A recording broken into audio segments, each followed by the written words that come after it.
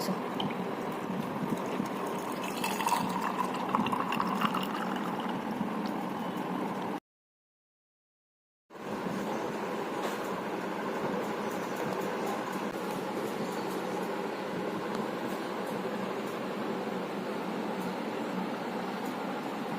મારું નામ ઝરણા દેસાઈ છે અને હું હોમ બેકર છું અને ડિફરન્ટ ક્યુઝિન પણ બનાવું છું. અને આજે આપણે ગરમીને લગતા થોડા સિઝનલ ફ્રૂટને લઈ અને થોડા શરબત બનાવીએ છીએ. આજે ફર્સ્ટ હું બનાવું છું ફાલસા અને તરબૂચનો એક શરબત બનાવું છું કે જે તમારા હેલ્થ માટે વિટામિન સી થી ભરપૂર છે અને તમારે ગરમીમાં ઠંડક આપે છે અને એકદમ ટેમ્પટિંગ છે.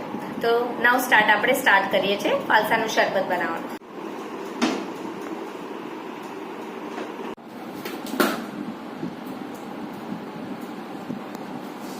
તો એના માટે મેં 100 ગ્રામ ફાલસા લીધા છે.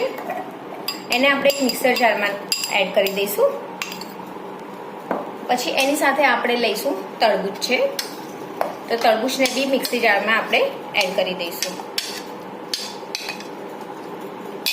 એની સાથે આપણે લઈશું 2 ચમચી જેટલી શુગર, કારણ કે ફાલસા થોડા ખાટા હોય છે એટલે એને તમે સ્વાદ પ્રમાણે પણ લઈ શકો છો.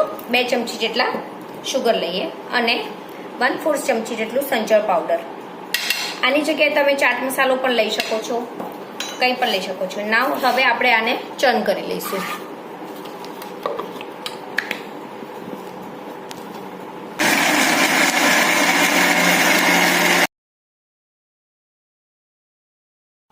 આ બનાવેલો જે પલ્પ છે આપણે એને ગળણીથી બરાબર ગાળી લઈશું. તો એના જે છોતરાનો ભાગ અને જે એના બિયાનો ભાગ છે આ અલગ થઈ જશે અને એક સ્મૂથ શરબત તૈયાર થઈ જશે.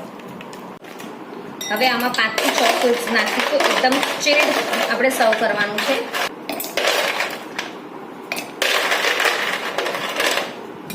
ચાર 5 પુદીનાના પાનને આપણે આમ હાથથી તોડીને એડ કરીશું અને આપણે બનાવેલું જે શરબત છે આમાં પોર કરીશું.